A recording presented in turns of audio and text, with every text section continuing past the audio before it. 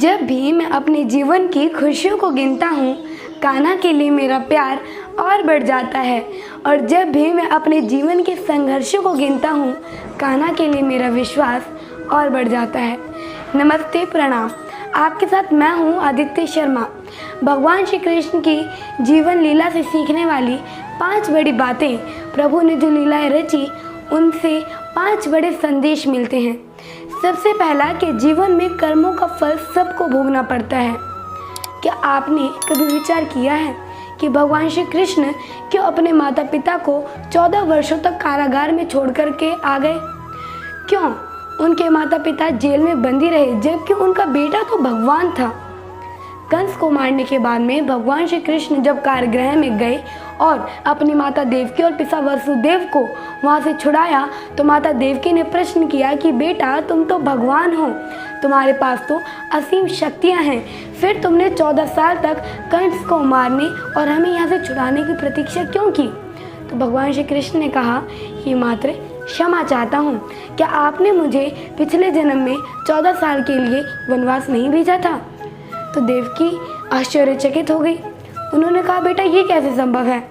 तो भगवान श्री कृष्ण ने याद दिलाया कि पिछले जन्म में आप माता कैकेयी थी और आपके पति राजा दशरथ हैं। माता देवकी ने आश्चर्य से पूछा, तो फिर महारानी कौशल्या कौन थी? तो भगवान श्री कृष्ण ने कहा, वही तो इसी जन्म में मेरी माता यशोदा हैं। 14 साल तक जिनको पिछले जीवन में माँ के प्यार से वंचित रहना पड़ा, वो प्यार उन्हें इस जन्म में मिला है। हर प्राणी को इस मृत्यु लोक में अपने कर्मों का फल भोगना ही पड़ता है, इस बात को याद रखिए।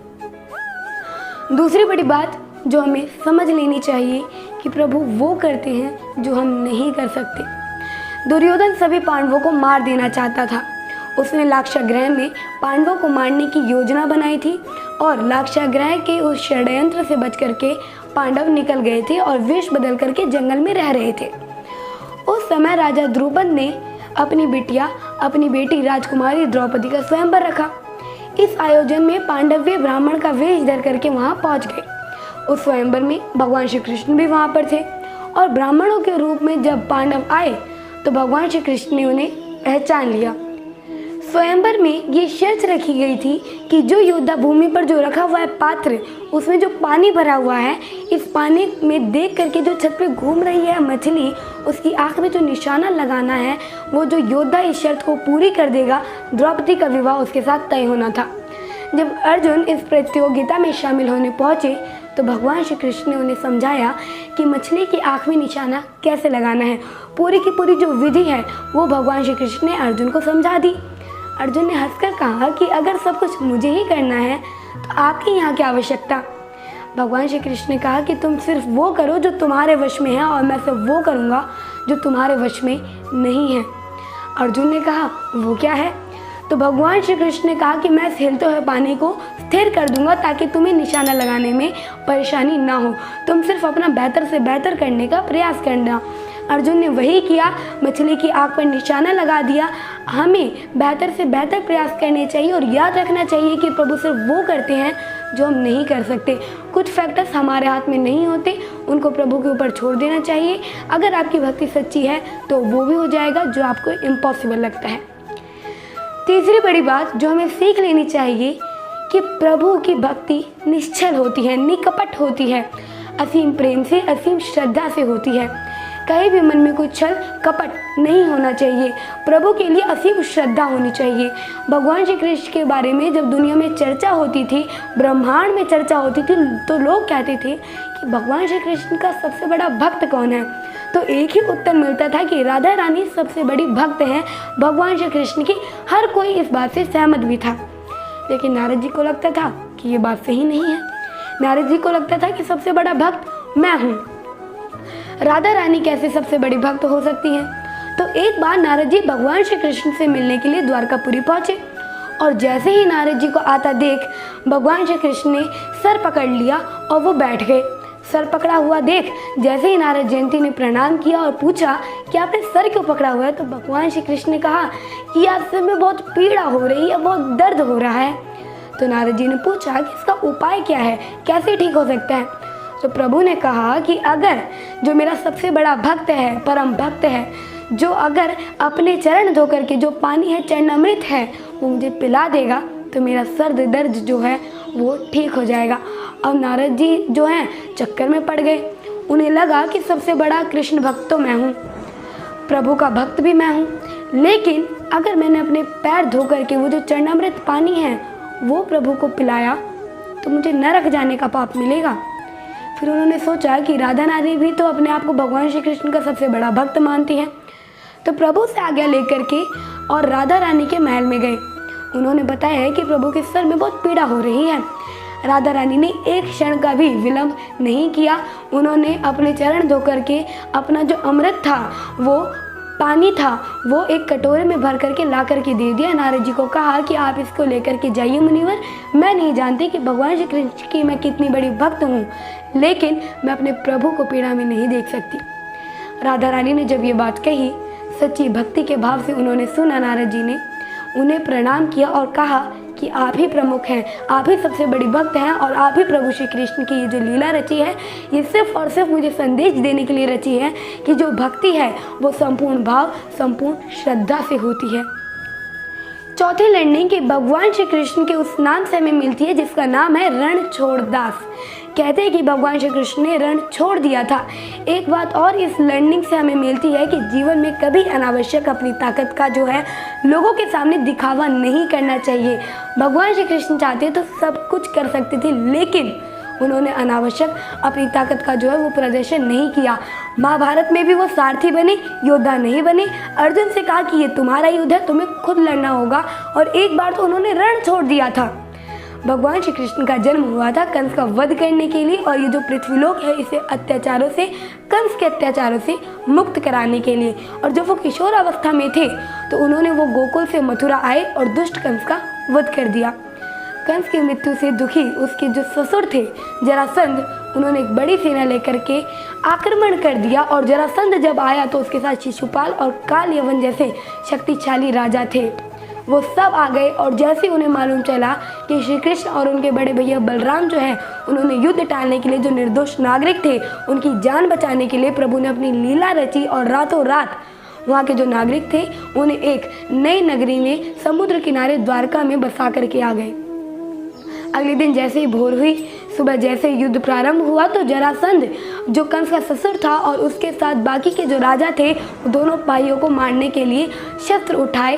तो दोनों भाई रण छोड़ करके भागने लगे, और उनके पीछे जरासंध और काल यवन जो थे वो भागने लगे। काल यवन जो था वो बड़ा निर्भीक था, बड़ा था, क्योंकि उसे देवताओं का वरदान मिला हुआ था कि उसकी हत्या कभी किसी अस्त्र शस्त्र से नहीं होगी। ऐसा लग रहा था जैसे उसे कोई मार ही नहीं पाएगा। तो भगवान श्री कृष्ण का पीछा करते करते वो एक गुफा में जा पहुंचा, और उस गुफा में राजा मुचुकुंद जो थे वो सोए हुए थे, जिन्हें इंद्रदेव का वरदान मिला था कि जो भी इनको उठाएगा, अगर नींद में इनको जिसने भी उठाया और इनकी नींद में रुकावट डाली तो बेवजह वो जैसे ही उस आदमी को देखेंगे वो जल करके भस्म हो जाएगा। तो भगवान श्री कृष्ण ने अपनी दूसरी लीला रची। जो मुचुकुंद सोए हुए थे उनके ऊपर भगवान श्री कृष्ण ने अपना पीताम्बर डाला और खुद छुप करके बैठ गए। कालेवन जैसे ही वहाँ पहुँचा, उसने भगवान श्री कृष्ण जो है उससे लगा कि सोए हुए हैं, उसने उन्हें उठाने के लिए एक जोर से लात मारी। जैसे ही निद्रा खुली राजा मुचुकुंद की, उन्होंने जैसे ही देखा कालेवन को इंद्रदेव का वरदान तो मिला था, कालेवन जल करके भस्म हो गया। और उसके बाद राजा मुचुकुंद, भगवान ने राजा मुचुकुंद को अपने चतुर्भुज रूप में दर्शन दिए और उनको मोक्ष का वरदान दिया। तो जरासंध जो था वो भी उन्होंने भीम के द्वारा जो है उसका वध करवाया था। तो भगवान श्री कृष्ण ने यहाँ पर 2-3 बातें हमें समझाई कि देवताओं के वरदान का भी उन्होंने मान रखा था। उन्होंने बताया कि निर्दोष नागरिकों की भी जान बचाई जा सकती है और बेवजह अनावश्यक अपनी ताकत का प्रदर्शन नहीं करना चाहिए। 5वीं बड़ी लर्निंग मिलती है कि मद से दूर रहना चाहिए, यानी ईगो से, अहंकार से दूरी बना करके रखनी चाहिए। भगवान श्री कृष्ण की एक रानी थी जिनका नाम था सत्यभामा, और भगवान श्री कृष्ण एक बार उनके साथ सिंहासन पर विराजमान थे, और उनके पास में गरुड़ जी भी थे और सुदर्शन चक्र भी थे, बहुत तेज दिखाई पड़ रहा था। तो उनके पास जो बैठी थी सत्यभामा, उन्होंने भगवान श्री कृष्ण से बातों बातों में प्रश्न किया कि प्रभु, जो आपके त्रेता युग में आपने राम अवतार लिया था उसमें आपकी पत्नी थी सीता, क्या वो मुझसे भी अधिक सुंदर थी? तो भगवान समझ गए कि इनको घमंड हो चुका है, अहंकार आ चुका है। तब गरुड़ जी ने भी कहा कि प्रभु, कोई मुझसे तेज उड़ सकता है, तीव्र उड़ सकता है? सुदर्शन चक्र भी चुप नहीं रहा। कहा कि प्रभु, मैंने आपको इतने युद्ध में विजय दिलाई है, क्या मुझसे भी कोई शक्तिशाली है? तो प्रभु श्री कृष्ण समझ गए कि इन तीनों को अहंकार हो चुका है। उन्होंने कहा कि आप एक काम कीजिए, हनुमान जी के पास जाइए और उनसे कहिए कि भगवान श्री राम और माता सीता उनकी प्रतीक्षा कर रहे हैं। इसके बाद प्रभु ने सत्यभामा जो रानी थी उनको कहा कि आप सीता का रूप ले लीजिए, और वो स्वयं श्री राम का अवतार ले लिया उन्होंने। और जो सुदर्शन चक्र था उसको कहा कि आप बाहर पहरा दीजिए, बिना मेरी आज्ञा के किसी को अंदर प्रवेश मत करने देना। जब गरुड़ जी पहुँचे हनुमान जी के पास संदेशा लेकर के, तो उन्होंने कहा कि प्रभु का जो संदेशा वो ये है कि श्री राम और माता सीता आपकी प्रतीक्षा कर रहे हैं। हनुमान जी ने कहा गरुड़ जी से कि आप चलिए, मैं अभी आता हूँ। अब गरुड़ जी को लग रहा था कि वृद्ध हो चले हैं, ये कहाँ आ पाएंगे, मुझसे पहले तो नहीं आ पाएंगे, इनसे पहले तो मैं ही पहुँच जाऊँगा। और जैसे ही वो पहुँचे, जा कर के देखा कि हनुमान जी तो उनसे पहले द्वारका में पहुँचे हुए हैं, प्रभु श्री राम के चरणों में बैठे हैं। गरुड़ जी का घमंड है वो जो टूट गया था। तो प्रभु ने पूछा हनुमान जी से कि तुम महल के अंदर प्रवेश कैसे कर पाए? क्या आपको मुख्य द्वार पर सुदर्शन चक्र ने रोका नहीं? हनुमान जी ने अपने मुंह से निकाला सुदर्शन चक्र और कहा कि ये मुझे अंदर आने से रोक रहा था, तो मैंने इसे अपने मुख पर रख लिया।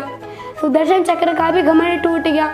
गरुड़ जी को लगता था कि मैं सबसे तेज उड़ता हूँ, इसलिए उनका घमंड भी टूट गया। हनुमान जी ने कहा कि प्रभु, मुझे एक बात समझ नहीं आई कि आज आपने माता सीता की जगह अपनी किस दासी को अपने पास में बैठा करके रख रखा है? सत्यभामा रानी का भी जो घमंड था वो टूट गया। प्रभु ने सबको बता दिया कि ये मेरी लीला थी, बस अहंकार मत करना, अहंकार से बुरी कोई वस्तु नहीं होती।